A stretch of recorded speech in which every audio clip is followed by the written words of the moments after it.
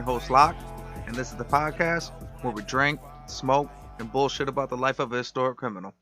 Now we're talking outlaws and gangsters. We're not going to cover too many serial killers. That's just a little bit dark for me, and this ain't no true crime podcast. Honestly, you can't call this a history podcast because I'm no historian. I'm just a history fan that does some research and bullshits about it with his friends. So speaking of my friends, let me introduce you to my co-host. First with us today, we got Tone, What up, though? and also with us we got Bugs, What's up, people? and then we got the Duke himself, Dan the Man. Hello, is it me you're looking for? I was on the edge of my seat. I didn't know who you were going to throw to first. I didn't want to get caught off guard. It's like a passing drill. You got to make sure everybody's on their toes. Tone, you want to start us off? What do you got to drink today? It's all upside down. It's kind of weird. Stone, Because that's what it does to your FML, world. double IPA, 8.5. It's first time having it. You said it's called FML. Yeah. What does the FML stand for? Fuck Fuck his my life. life. No. Fear movie Lions. See, they just really wanted to go with the FML, and they just Yeah. crammed whatever they could in there to make that work.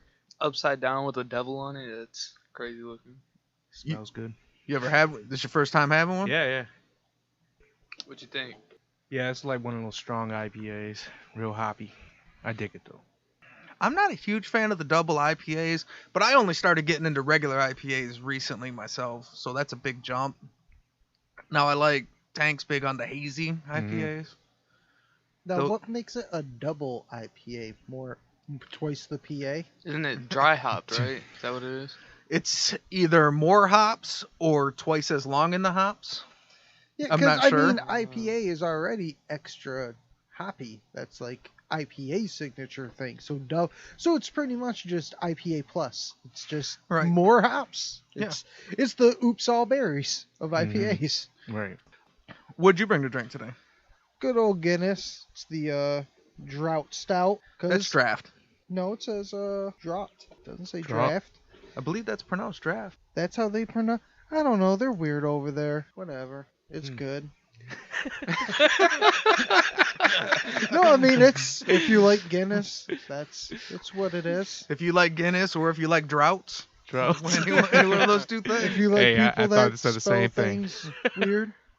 Bugs. Just got some Modelo's with me. Modelo's honestly fairly regular on the podcast. Okay. To me, Modelo's a good mid-tier beer. Yeah. Affordable, but it's still good. You're not going Bush Light, Right. and Oh, shit, yeah. but it's not a tank $20 4-pack either, so it's No. somewhere in the middle. Well, in the last couple casts I've been on, those craft beers, man, got to me. So something light for the day. See, that's when you know you're drinking too much. When Modelo is something light for the day. Not even Modelo Light. Well, I got, it's not my first time, but it's kind of my new favorite, and it's a Founders. And you know it's real good because Founders got some of the best dark beers. And honestly, this is kind of one of my new favorites out of them. It's the Founders Big Luscious, which is a stout brewed with chocolate and raspberries. Ooh. You just like it because you think it's named after you. Yeah, I'm really trying to push that hard for the new nickname, so I'm You gonna drink, you drink it long enough, they'll start calling you it. right. I've done this podcast enough to know that there's a million different ways to earn a nickname, and I'm thinking this is gonna work. I'm really gonna push this Big Luscious thing. That's what he tells the lady. I'm really gonna push this big luscious thing.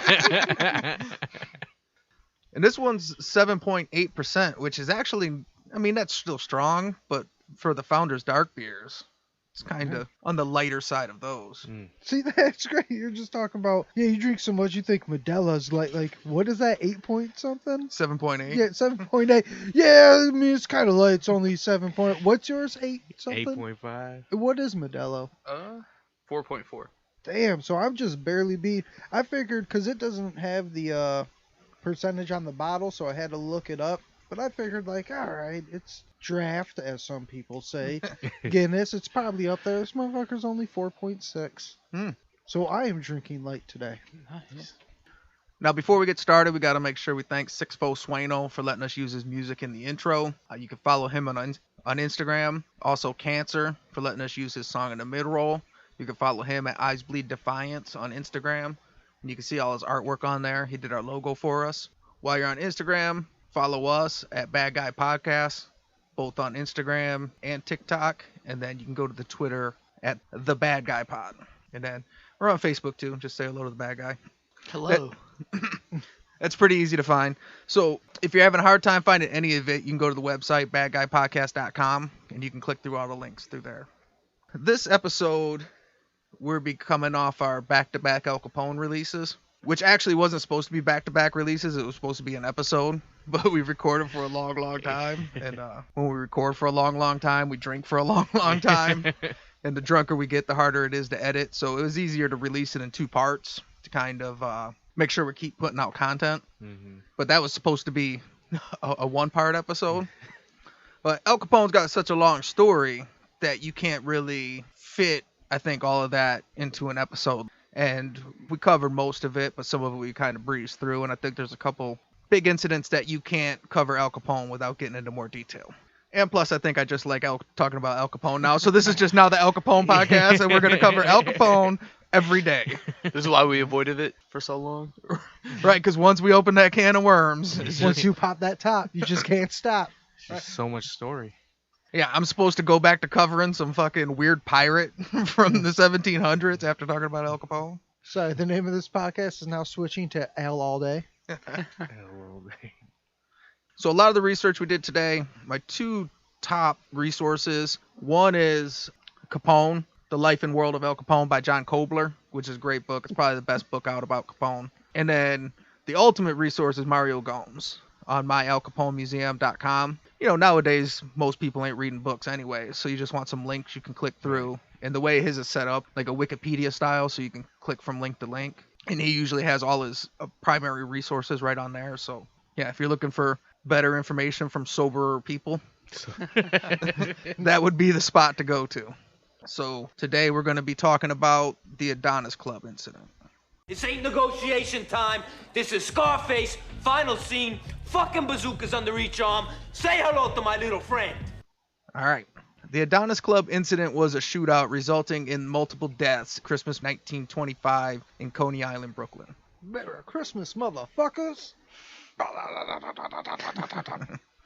In the Adonis Club incident, the first party involved was Frankie Yale. Frankie.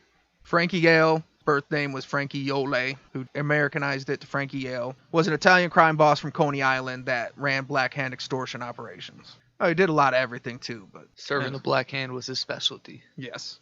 Black Hand, as we know, is the classic.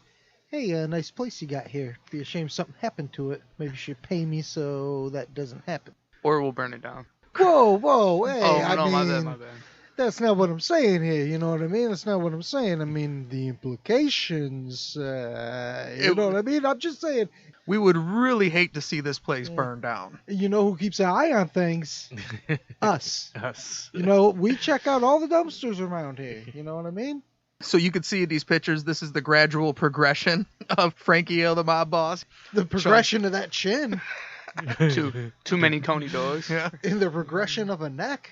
Yeah, the progression of Chin 2. Chin 1 was always there, but that second one's creeping in as the years go on. He's the example of why the old mob bosses don't even rock the first couple buttons. They just let that chest hair fly. Like, fuck it. Frankie Yale was a close associate and mentor to Al Capone. They came up together in the 5 Points gang. Al Capone kind of made his bones underneath them, and Frankie Yale was his #1 connection in Brooklyn. The second party was Peg Leg Lonergan, an Irish crime boss from Brooklyn that also ran an extortion ring, which he called the White Hand Gang. So creative. Fucking Whoa. appropriation.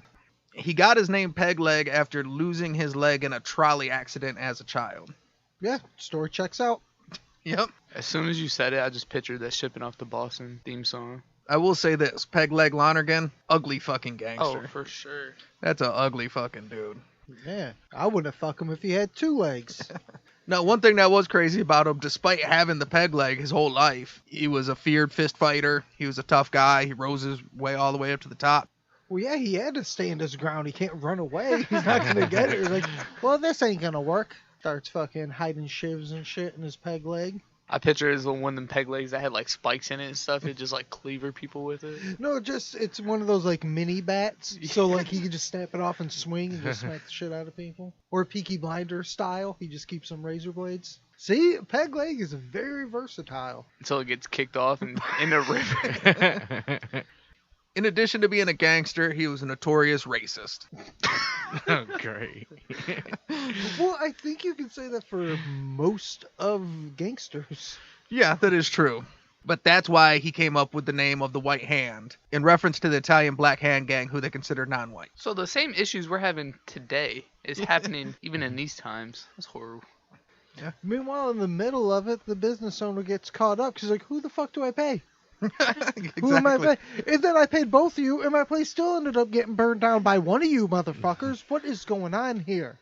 In addition to racial issues, Lonergan and Yale were in competition for control of the same Brooklyn docks, and the two gangs have been involved in a violent war for years. So before Pegleg Lonergan, his brother-in-law actually ran it, Wild Bill Lovett. And then he took it over for him after he passed. So these Irish gangsters have been fighting for these Brooklyn docks for years. Word.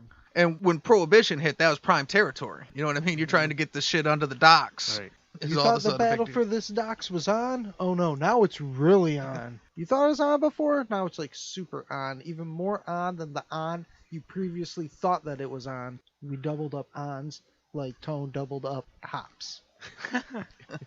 On December 25th, Al Capone was in New York to see a surgical specialist for Sonny to get surgery to remove a mastoid infection that caused him to lose hearing in one ear. It was actually life-threatening if they didn't get it taken out. So Al Capone thought the best doctors were in New York, and he always had a lot of pull in New York, so he got him an emergency Christmas Day operating time and took his son up to New York and got them a surgery. After the surgery, May stayed with Sonny while Capone went out to hit the town with some of his old associates. Look at while I'm here, might as well hit the streets. It's Christmas Day. My son just had surgery. Let's celebrate. What are you gonna not drink? Like that's drinking problem time, You know brother. what? Al Capone goes out drinking with Frankie L and his crew, where they end up at the Adonis Club. The Adonis Club has often been connected to notorious mobster Joey Adonis. Wow, how'd they make that connection? we even did it on this podcast. I was like, oh yeah, it's the Adonis Club. It's Joey Adonis's place. Turns out it's not.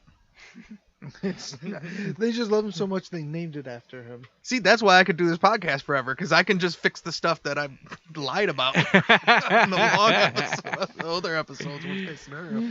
Yeah, I thought this was like, yeah, we just kind of touched on this. Like, nah, I said a lot of wrong shit, so this time around I'm gonna say some right shit. Hey, find you a Mario Gomes, man. Get your facts straight. But yeah, the name was just a coincidence, and it was a happening spot way before Joey Adonis was ever a player, before he was ever a major player in the New York Underground. Well, then I wonder if old Joey Adonis just started being called Joey Adonis after the club. Maybe. Well, I mean, I think Adonis is a big thing, and it's like Adonis is like mythology or something, right? Oh, yeah. This is like the Thor club. Yeah. Which, I mean, shit, if I was Who fucking, was it? I would want to be part of the Thor Club. Wasn't that the blood that goes through Charlie Sheen's veins? I mean, tiger blood, obviously, of course. But he also had Adonis blood. Did he? I believe that was one of his things. Huh. I believe that contributed to all of the winning. All right.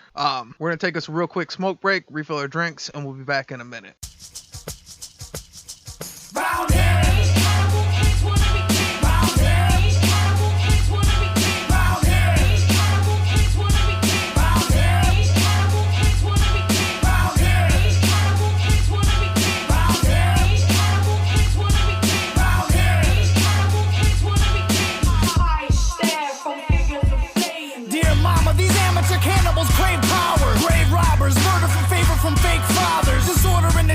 Shackles to break out of. They cower solo but mob them and they crowd us. Spilling in the street with heat like hot lava. Pop bottles, molotovs tossed and rocks follow. Ominous disciples like vipers, they strike quickly. Command me like an army, I'm tearing you down with me. Spit like a baron, rulers are bred like Kaiser. Roll with the goal and get beaten like outsiders. These amateur animals swing in the wrong jungle. Climbing the wrong vines mean these lions will snuff you. Concrete wilderness building our own structures. Writing our own order, appointing our own judges. Overthrowing authority, morally lack conscience. Fighting for survival with rivals with throat punches.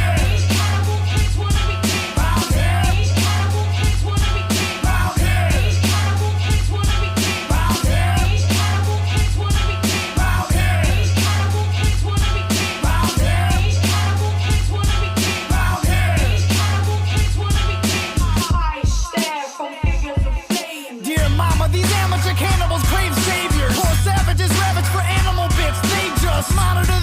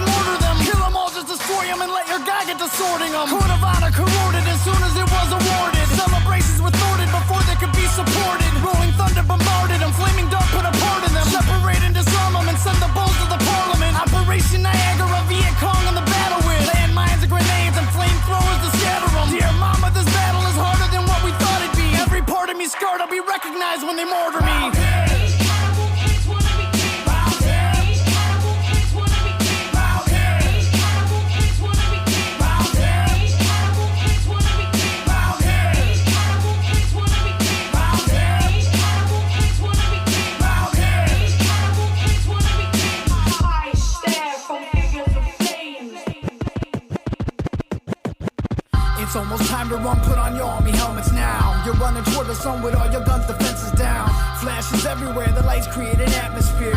Water in your lungs, you pray for death, but life is here. You're about to die, face it, you're about to die. Zero sand in your glass, fuck it, you can't even cry. Put a dagger to your neck, just to keep yourself in check. Put a dagger to your neck, just to keep yourself in check. Everybody grab a side as you fight to stay alive. Dancing on a hand grenade so you can die and they survive. Silver bullets in the sky, dropping 7-second death. Scattering the children, run until there's nothing left. Ashes in the water, sons and daughters holding flags up high. Wallow in the harbor as the military tanks arrive. Penetrate the border with disorder like an animal. Every war has the honor of turning kings into cannibals.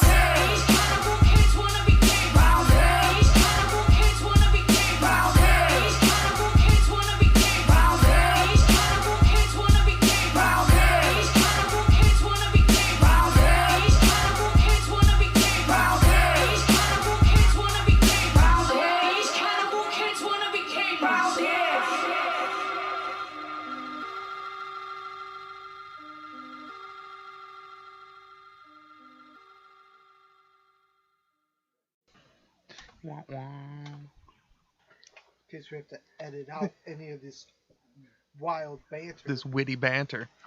We're back. I don't even smoke. So we left off. Al Capone's with Frankie Yell and his whole crew out drinking on Christmas night, and they end up at the Adonis Social Club, which was a big happening spot in Brooklyn.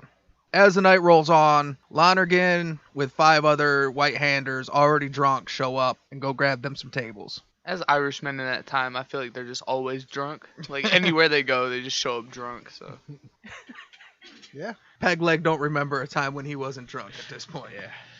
I've been drunk since I was a wee baby. I came out of my mama's vagina all drunk. Now, I wake up in the morning, I'm already drunk. By noon, I'm drunk again. Take me a little nap, I wake up, and then I'm drunk once more. So you would think you wander into the wrong club where a bunch of your rivals are already hanging out that you'd probably just turn around and go hit a different spot. If you're some punk bitches, maybe. Right. That's not how the white hand rolls. Nope. Oh, you think we're going to bow down to these Italian fellas, do you? Hell no, we walk in here, we don't give a gosh darn if they're there or not. We're going to have ourselves a drink right here, and we are. So they grab seats towards the back near the piano and then immediately begin harassing the Italian mobsters and their Irish dates. By playing cool piano songs?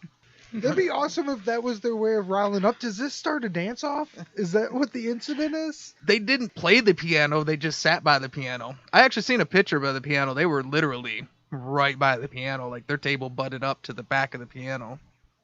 So wait, they were making fun of the Italians' Irish dates? Well, they were making fun of the Italians They were just and starting making shit. fun of their Irish dates. So one of the things they kept saying is they kept telling the Irish dates, why don't they come over and hang out with some white men? Wow. As the night goes on, the white-handers just keep getting drunker and drunker, louder and louder, and more aggressive. Once it gets late, it goes into the early morning hours of December 26th. So it gets past midnight. All of a sudden, all the lights go out in the bar, it goes dark, and the shooting begins. Just in the dark. Just They're waiting for nighttime? Christmas to end. They're like, you know what? This is Jesus' day. Respect it. They should have 12. just kept the booze rolling. So yeah, there you can see the piano. Which, to me, that seems like the more gangster spot. Why wasn't Al Capone and Frankie Yale in the gangster spot, like, deep in the place? You know what I mean? It wasn't their spot. Because, though. yeah, that's the bet. They don't want to sit in the back. I don't want to sit in the back. They want to be I'm Al flat. They Capone, want them front motherfucker. row seats. Well, in this picture, you can't see, but right by the piano is the bathroom doors. No. I mean, that's the equivalent of nowadays if you go to the club and then you wind up in the back corner by the speakers, like right next to the speakers. Like, God damn it, this is not, like, we should be up by the bar. You gotta be right in the middle, grinding on everybody. Like that's where all the Irish women were. Yeah, that Yeah. is true. So, You know Al Capone don't like to be far from that dance floor, baby. Hey, look at me, I got my dancing shoes on over here. Lonergan was shot to death before he could pull out his .38. He died with a toothpick still in his mouth. Right next to him was Aaron Harms, who was his right-hand man, and he was also killed without his firearm discharged. Damn, some lights went out. Just Yeah. got him real quick. So they went straight for them two first, like, hey, Pegleg's got to go. That means he's the loudest. It was already plotting that the first time he came up They're- to him and they're started working- talking shit. They're working with the bartender. Like, hey, as soon as 12 o'clock hits, man, turn these lights off for us, and we'll take That's care what I of was gonna say. Am I jumping the gun, or was that what happened. Somebody said, let's get these lights off so we can shoot these motherfuckers. Because that scene... Well, we don't really know. I mean, we'll get there a little bit. Like, I don't care how tough you are. If you get shot, like, you're not dying with a toothpick still in your mouth. Like, they had to go back and plant that or something, right? Like, Well, there is some planting of stuff, the ace card on the Joe the Boss murder and stuff like that. But sometimes, especially stuff in your mouth, if you just die instantly, if you clench, like sometimes your body tells you. So if you got a toothpick in your mouth, now, yeah, if a gunfight breaks out, you will drop it. But Yeah, if you just get killed instantly before you know, You got a toothpick in your mouth and shit in your pants. That is the war. I mean, it'd be fucked up if you died the other way around. What happened to this body? one of the other gang, a guy named Needles Ferry, who was a drug addict. What kind of drugs did he do? Think like, oh, why do they call him Needles? Oh, the reason you're thinking. He liked to snort coke. He was addicted to tattoos. But see, that was when you could still be a heroin addict and be a gangster because there wasn't a stigma against it. You know what I mean? As long as you could buy the heroin you want, you shoot up, you're good to go. Needles Ferry dragged himself out of the bar and died on the street where he's discovered by police officers. See, the first name being called Needles is alright, but the Needles Fairy together, it just sounds like you're turning tricks for a dime bag. he, like, walks around the docks sprinkling heroin on everybody. Like, you get some heroin. You get some heroin. Yeah, he just blows them out. It's Ferry, Ferry. Okay. So Needles Ferry drags himself out to the street where he dies. Another white-hander, James Hart, he was found down on the corner. He was shot in the back and in the arm. So he had crawled out, shot in the back, but when they found him, he was unconscious on the corner. When they got him, they questioned him, and he claimed he was shot by a passerby on the street. Yeah, this injury had nothing to do with what went on there. I was free and clear. I had my toothpick. I was whistling Dixie on down the road. Then I got shot. Separate incident. What shootout in the bar? What You are you mean talking? there's a shootout in there? I was busy getting shot out here. As there's a blood trail, like, following his whole, where he crawled from. Oh, that blood? Well, how'd that get there? That's crazy. Two other white-handers got away clean. Was that their whole gang, though? There's quite a few of them. It turned out to be most of their gang. They didn't have Damn. issues with the white hand after that. Like, everybody was just there getting drunk. The next day, December 26th, Al Capone, well, I guess the same day, but, Right. you know, he goes home, takes a nap. Man, that shit was crazy. I'm going to take a little 20. I'm just going to take 5. I'll be back. Al Capone gets arrested as a suspect along with 10 others.